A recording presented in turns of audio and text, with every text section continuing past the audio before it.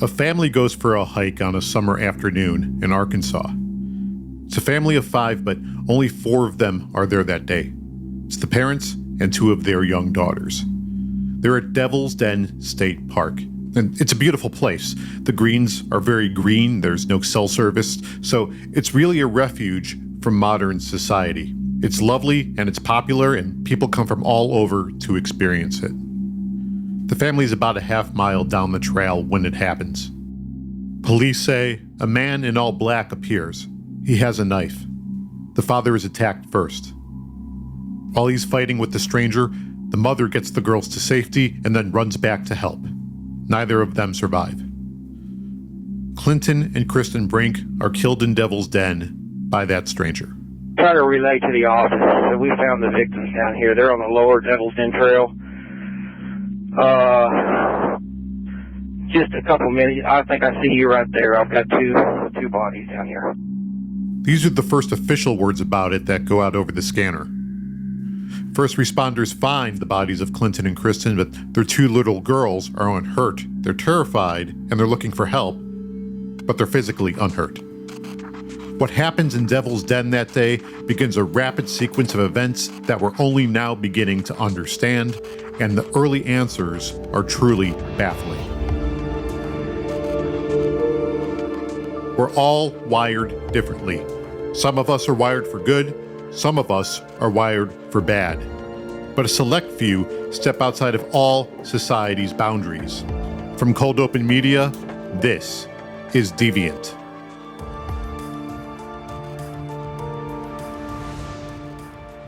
Welcome back to Deviant. This is the show where we chase the truth into the dark corners of what humans are capable of.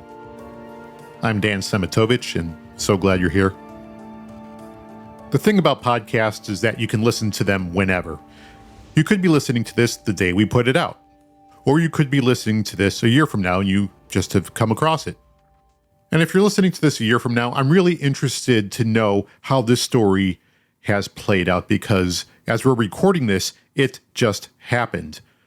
A week ago, Clinton and Cristin Brink were killed in Devil's Den State Park. A man was arrested. His name is Andrew James McGann. And in this episode, recorded just a couple days after McGann's arrest, we're going to talk about what we know, what's happened to date, how this all went down, who the suspect is, what he allegedly did, and explore the nature of the crime and ask if he did indeed commit these murders. And at this point, he's still a suspect. He has been charged.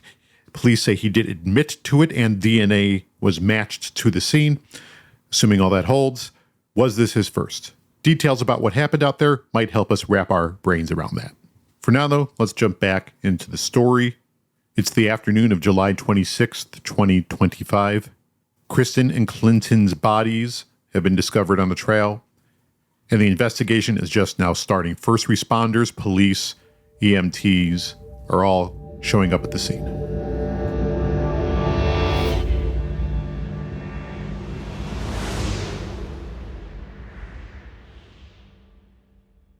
Medic for circular first responders, stage for police, assault, possible stabbing, Devil's Den State Park, operations, Ops 44, time out 1358.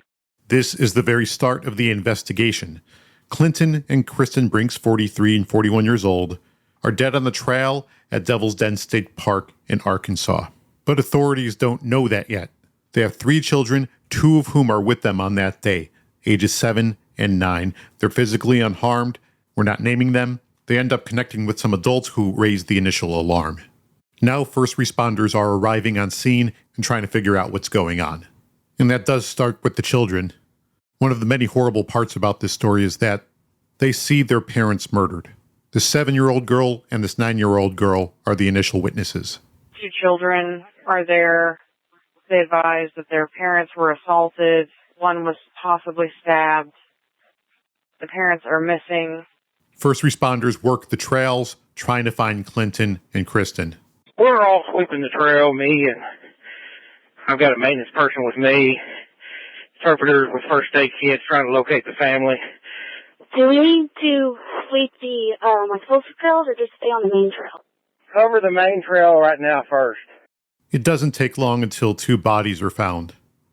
This next radio transmission is a little tough to hear, but one of the searchers is saying that she hears another searcher calling for help down the trail. Trail. Icebox, hiking down. For help. Repeat that. Say again. Repeat. Hear yells calling for help. We're hiking down. I think they're... 10-4, we're hearing them too towards the end of the lower part of the Devil's Den Trail. The scene's been discovered, and now a convergence of all agencies starts. So we found the victims down here. They're on the lower Devil's Den Trail. Just a couple minutes. I think I see you right there. I've got two bodies down here. Police are now on scene, and they're starting to talk to witnesses. The sequence of events starts to become a little more clear. One person the police talked to said they witnessed another female who was with the children and asked the witnesses to take the children back to the VIC and then went back. That tracks with what investigators are seeing on the trail. I think she's down here with me right now, and a friend is here too. They're down here at the scene. Cristin and Clinton's identities are discovered pretty quickly, and everything you just heard, again, adds up to a clearer picture of what Cristin actually did. She escaped with her children, found another hiker on the trail, asked that they be taken care of, and then she turns around and runs back down the trail, intent on helping Clinton. The word hero gets thrown around a lot in true crime, and often it's a pretty wide definition of it, but in this case, it absolutely applies. What she did was selfless and heroic, and she thought of herself last. It becomes clear very quickly that this is a homicide investigation. The Brinks have stab wounds, clear signs of struggle, there's blood all over the ground. Police immediately get to work talking to potential witnesses and people who are out there, and it turns out that a lot of people have a lot to say. Witnesses talk about seeing a man dressed all in black, walking around, gazing out into the woods. Some even snap pictures, we'll get to that later. They witness him leaving in a hurry. They witness the car he gets into. A black car with what seems to be duct tape covering the license plate. This gets the investigation off to a pretty hot start, and a bolo, a be on the lookout, goes out over the air pretty quickly. Be on the lookout for a white male suspect wearing black gloves, sunglasses, dark-colored pants, dark-colored tank top, attacked a male and a female on Devil's Den hiking trail, and then took off in a small black sports car with tape over the plate. Rick. Copy. According to witness, direction of travel was, quote, went across a bridge leaving Devil's Den and stayed on the highway, end quote, Rick. When I say pretty quickly, I mean this went out over the air almost as soon as the girls were found and tell people what happened. But despite that bolo, that black car, and the man driving it, just gone. And this kicks off what turns out to be an intense, highly publicized manhunt that has everybody in Arkansas on edge.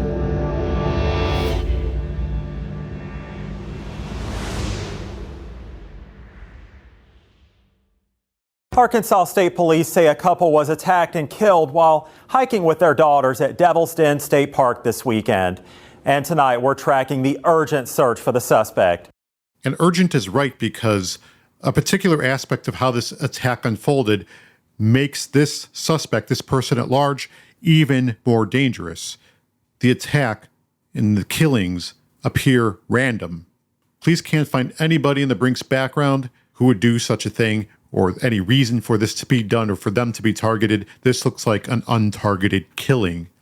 So what they're dealing with is someone who is dressed in black out there to kill that day, and now that person is nowhere to be found. Fortunately, again, they do have a pretty good description of who this was. He was seen on the trails. Pretty soon, a sketch is released, and it showed up all over the news. And not just Arkansas now. This story has gone national. It's been picked up by all the major networks. It's getting a lot of attention just because it's so tragic and mysterious. It's one of those stories that grabs people. And tips are flooding in from everywhere. Some are useful, some aren't. The day after the sketch comes out, police release a picture taken from behind of their suspect. They don't say this is the suspect at the time. They say it's the person we want to talk to, but based on everything that's coming out, it's pretty well known that this is the person that they think did this. Now, the photo was taken by a hiker, and it's taken from behind. And what you see is a man dressed all in black with a black backpack on, black hat, black shoes, staring out into the woods. So now what's out there in the public is a sketch of what this person looked like from the front based on witness statements and a picture taken by a hiker from behind. And they're closing in on the car too, using more pictures and using surveillance footage. They now know that they're looking for a Kia Stinger, a black Kia Stinger. And that really helps them narrow things down and focus their search. They learn just who in Arkansas and surrounding states owns a black Kia Stinger, and the circle of possible suspects begins to tighten. There's not a lot coming up from the official side of the police aside from those press releases about the sketch and the picture and the description of the person they're looking for. And social media starts going nuts. You know how this goes. Keyboard warriors throwing out suspects, thinking that they solved it. It's got to be this person. It's got to be that person. People with bad sources putting out bad information. People with good sources putting out information that maybe they shouldn't be putting out. And all this time, police are busy behind the scenes running down the leads. Police are taking criticism for not being more forthcoming with information, not being more transparent. But their work speaks for itself because on the night of July 30th, 2025, a press conference is called. Arkansas State Police Special Agents have arrested James Andrew McGann, 28, of Springdale. He's been charged with 2 counts of capital murder in the deaths of Clinton David Brink and Cristin Amanda Brink. Clinton and Cristin were killed on Saturday, July 26, 2025, at Devil's Den State Park. The suspect was taken into custody this evening at 4:57 p.m. at a business in the Springdale area. I'm extremely grateful for the long hours and dedication that our agents put forward in bringing justice to this family. The collaboration between state police and other local law enforcement agencies, our federal partners, has been second to none. I also want to thank our media partners for helping us distribute important information during these past few days. Because of their hard work and investigative skill, we were able to take a monster off the streets and bring relief to Clinton and Cristin's precious girls.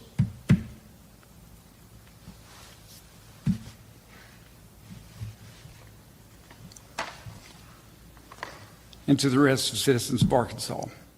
That presser was given in the early hours just after the arrest, so a little correction. His name's not James Andrew McGann, it's Andrew James McGann. He's 28 years old, 6 feet tall, 180 pounds. And the business he was arrested in Springdale was actually a barber shop. Surveillance video from the barber shop came out not long after the arrest, and it shows McGann sitting in a barber chair with the smock on, and then police walk in, arrest him without incident. They cuff him while he still has the smock on, and they take it off. More surveillance video has since come out of him getting out of the car in the parking lot. His car is a black Kia Stinger. Everybody scrambles to learn who this person is. And we're still doing that. We're still learning. But what we know so far is that he just moved to the area. He hadn't been living there too long. And beforehand, he lived in the Tulsa area of Oklahoma and the Dallas area of Texas. He was born and raised in a suburb outside of Chicago, Illinois, and he was a teacher. He taught 4th graders. It's come out since that he's had trouble holding down a job as a teacher, and that news reports say that he acted inappropriately towards students, and that there are incidents where he allegedly resigned before he was fired. His post-booking mugshots are also released, and in them, well, they're extremely scary looking. He has a scary look on his face. He's staring straight at the camera. The eyes, well, if you look online, you'll see it.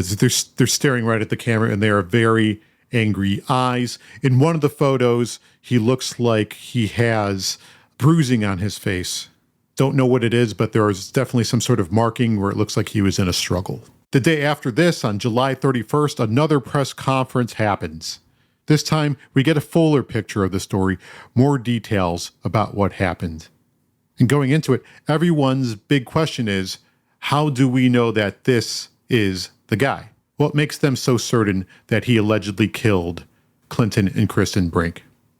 Well, although everyone is innocent until proven guilty, we did confirm this morning that our suspect's DNA has been a positive match to the DNA that we suspected to belong to our suspect at the scene.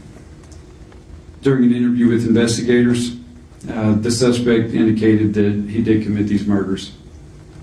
We executed a search warrant at his residence.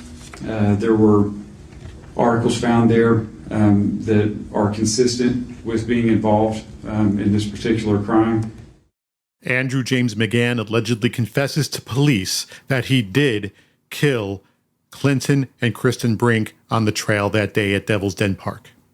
And not only that, DNA is found at the scene that matches him. Police say that he volunteered a DNA sample, and items that are possibly related to the murder are found at his home. It's at this press conference that we start hearing about how all this came together. As you all know, we responded to a call for service at the state parks. Two young children were found and indicated that something had happened to their parents on the trail. That initial information that came from the kids gave us our first starting point, which was a description of a suspect. There was another witness at the park that we encountered that gave us additional information about the suspect and a particular vehicle that he was seen leaving the park. So from there we had a pretty good description of our suspect.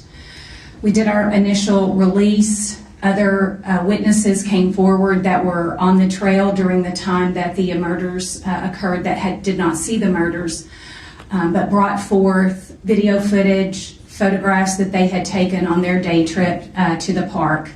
From that, we obtained a photo. We interviewed witnesses and were able to compile a composite sketch of what we believed our suspect looked like. With the initial vehicle information that we received, it being a black sedan, one of the initial descriptions was that it was sporty. From that, we received well over 5 or 6, maybe close to 10 videos of this particular car from homes and businesses along the routes in and out of the park. So we were able to ascertain a pretty good description of this vehicle. So with that vehicle information, that became critical in identifying our suspect. But as we began to hone in on the vehicle, it became clear that it was a Kia Stinger. And we used that information to vet various owners, and our suspect was identified. And with that, we sought him out and we located him at a local barber shop there in Springdale.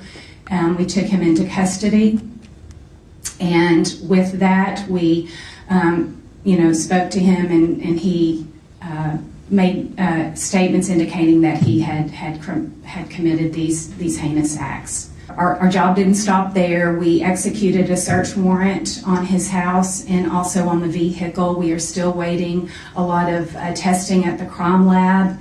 But as the colonel said, DNA that was recovered at the initial crime scene matched his DNA that we pulled last night.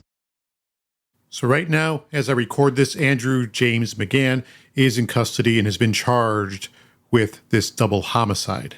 He has no known prior adult criminal record. He was not on the radar. He passed all background checks for his teaching jobs. It seems that this guy just came out of nowhere and started killing. Well, maybe that's not the right way to put it. We don't know that this is when he started killing. Based on the details we're learning about the crime and just how sloppy McGann allegedly was, this may not have been the first. And he may have been putting himself in the position for this to be the last. Now, what do I mean by that? So we're going to go down speculation lane a little bit, but responsibly so. We're only going to work with the information that we have, and I will fully own that at this point, we don't have a lot of information, but the information we do have is pretty telling. Let's just review real quick. What we've learned from the police is that the Brinks were attacked at random. There is no apparent victimology. It was a knife attack. It was up close. A struggle ensued. McGahn himself was allegedly wounded during his attack, which is why police found enough blood at the scene to match his DNA to it. But what really jumps out to me is that the attack itself and his alleged escape afterwards was so sloppy. It wasn't pre-planned. It doesn't seem that way, at least. Not that part. He was seen everywhere on that trail, by everybody. And yeah, he allegedly took precautions to hide his vehicle and who it belonged to by putting duct tape over his plate. His vehicle was still captured on any camera that he drove by, and plenty of cameras saw him. This was a high-risk killing. And based on what authorities say, allegedly, he didn't pre-plan his victims, he didn't know who they were, he didn't know what he was getting into. So based on everything we've learned about killers on this show, and this is assuming that McGahn is proven to be the killer, which in a court of law he has not been yet, this tells me one of two things. One, this was the very first time that he killed. Because he's not experienced, he made a lot of mistakes, and that got him caught almost immediately. The second possibility is if McGahn is a serial killer, and we have no information right now that tells us that he is, that doesn't mean we won't get some as we learn more. Again, it's still early days with the information that we're getting. Then it's possible that this could have been the crime that often gets these types of killers caught. It reminds me about the series we did on Israel Keys, the serial killer who operated out of Alaska and killed his victims at random and didn't have a victimology. It made it very difficult to catch. What eventually got him caught was that he started getting sloppy. He started losing control. And back when we did the show, we talked to a former FBI profiler named Mary Ellen O'Toole. She was with the FBI's BAU, Behavioral Analysis Unit, the Mindhunters. And when we talked to her about Israel Keys, she said some things that tickled my memory when the case of McGann's alleged killings came up. Here's what she had to say about Israel Keys and the end of his serial killing career. And just a reminder, we have not spoken to Mary Ellen about this case, so everything you're hearing has nothing to do with Andrew James McGann. This is all about Israel Keys and the behavior of killers. One of the traits of a psychopath is that they love risk-taking. So when you're analyzing a case, and when I analyze a case, I look for the behavior that I would classify as risk-taking. So would it be safer to get someone that you've maybe followed for a while? So you knew their comings and goings, and you knew they were by themselves. There weren't two of them. There was one of them. You could minimize the risk, but when you see risk-taking in a case, that goes to the personality trait. And there are some psychopaths who really will import a lot of risk-taking in their crimes, even though they don't have to. And that risk-taking can actually be very sexually exciting for them. Now, I've had some serial killers, they do it the same way all the time, and they're comfortable with it, they're successful with it, not a lot of variation. So on the scale of risk-taking, you do have some that don't show as much, but when you have risk-taking on the other end of the continuum, that can be purposeful because it makes the crime a lot more exciting. So serial sexual offenders are almost like heroin addicts or people who are addicted to just about anything. You have to keep chasing the higher high, the next level of what that does for you. And again, we don't know that this is who McGahn is or this is what motivates him. We just don't know. And we should absolutely wait for more of the facts to come in before we make any judgments about that. If this is who he is, though, that high, that chase, is often how these sorts of killers get caught. It does often lead to their capture. That they describe it as losing control. They are so good at what they do that they're never going to get caught. So it's a recklessness that comes with time spent on committing crimes like this. If they're highly impulsive serial killers, then that need for more excitement, that need for, I've got to do it, take more risk. When you start taking more risk, if that's part of your personality, that's when you start feeling that sense of, that puts you at high risk of being apprehended. And I've seen that time and time again. It's just, I got to have more excitement, more exciting. Oops, but when I do that, I'm at higher risk of being apprehended. So when you see a high risk offender like that, you can almost predict they're going to take more risks, and with that, they're going to get caught. So going back to what we know about McGahn, grew up in Chicago. He was there until about 2015 or 2016. Then, as of now, we've lost track of him a little bit until about 2018, where he pops up in Oklahoma, where he goes to school to learn teaching. He's there from 2018 to 2022 in the Tulsa area. And it's after that he starts taking those teaching jobs, teaching fourth graders. I did some searching to see if there are any unsolved homicides in those areas at those times, or disappearances or sexual assaults that could line up with where he was when he was there. No obvious candidates. I'm sure police are doing the same exact thing right now, and if there is something there, if there is something to find, they're going to find it. They have the access to the records that we don't. We are going to keep looking, and we are going to stay on this story and finding out what we can in the way we do here at this show. But before we go, I want to step back and recognize the tragedy that's happened here. 2 little girls witnessed the murder of their parents. And that's going to stay with them for their entire lives.